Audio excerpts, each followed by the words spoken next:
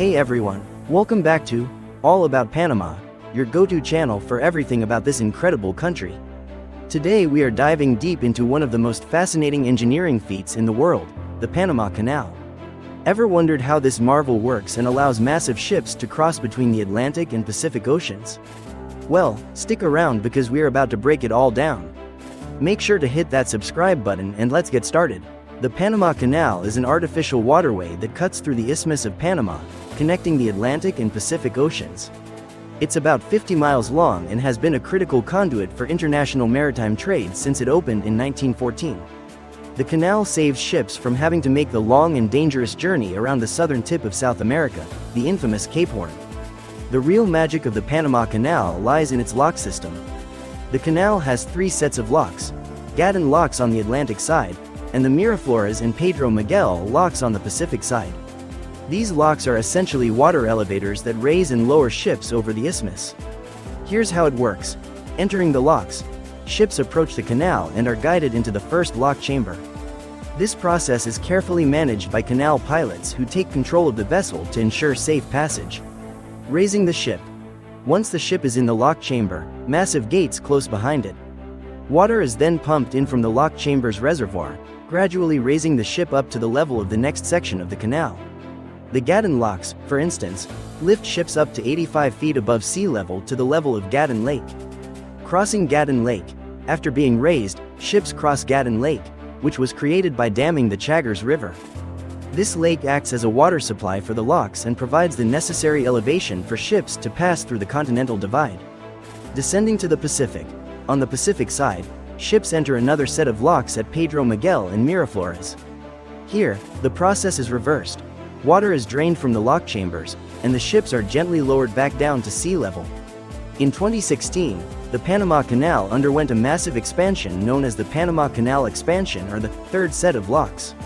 This project aimed to accommodate larger ships, known as new Panamax vessels, which are much bigger than the ships the original locks were designed to handle.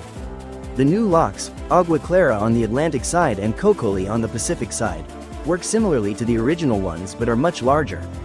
This expansion has doubled the canal's capacity and allowed it to handle the ever-growing size of global maritime traffic. One of the critical aspects of the Panama Canal's operation is water management. The canal relies heavily on freshwater from Gaddon Lake to operate the locks. Each time a ship passes through the locks, millions of gallons of water are used. To manage this, the Panama Canal Authority has implemented several measures to conserve water. For example, the new locks have water-saving basins that recycle 60% of the water used in each transit. Additionally, the canal zone receives abundant rainfall, which helps replenish Gaddon Lake and maintain water levels necessary for the locks to function. Navigating through the Panama Canal is a complex process that requires precision and control. To assist ships, the canal uses a combination of tugboats and electric locomotives known as mules. Tugboats. These are used primarily in the approach channels and lock areas to help maneuver the ships into position. Tugboats provide the necessary power and control to ensure the ships align correctly with the lock chambers. Mules. The electric locomotives, called mules, operate on tracks along the lock walls. They attach to ships with cables and guide them through the locks. The mules prevent the ships from hitting the lock walls and ensure they move smoothly through the chambers. Each ship typically requires multiple mules on each side to maintain balance and control. One of the lesser-known but vital roles in the operation of the Panama Canal is that of the canal pilots. These highly skilled professionals board each vessel as it enters the canal and take control for the entire transit. Their deep knowledge of the canal's intricacies ensures that each ship navigates safely through the narrow passages and complex lock system. Becoming a canal pilot requires extensive training and experience. Pilots must understand the specific requirements of different types of vessels, the canal's unique geography, and how to handle unexpected challenges such as mechanical issues or sudden changes in weather. The Panama Canal is more than just an engineering marvel, it's a vital artery for global trade. It handles approximately 14,000 transits each year, facilitating the movement of goods between Asia, Europe, and the Americas. By significantly reducing travel distance and time, the canal plays a crucial role in keeping shipping costs down and ensuring the efficient flow of global commerce. The revenue generated from tolls for using the canal is a significant contributor to Panama's economy. It supports public services, infrastructure projects, and has been instrumental in the country's development. And there you have it, folks, the incredible workings of the Panama Canal, one of the greatest engineering achievements in human history.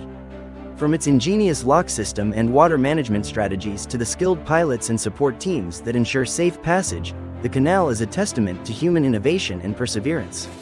If you enjoyed this deep dive into the Panama Canal, make sure to give this video a thumbs up, share it with your friends, and subscribe to All About Panama for more fascinating insights into this beautiful and diverse country.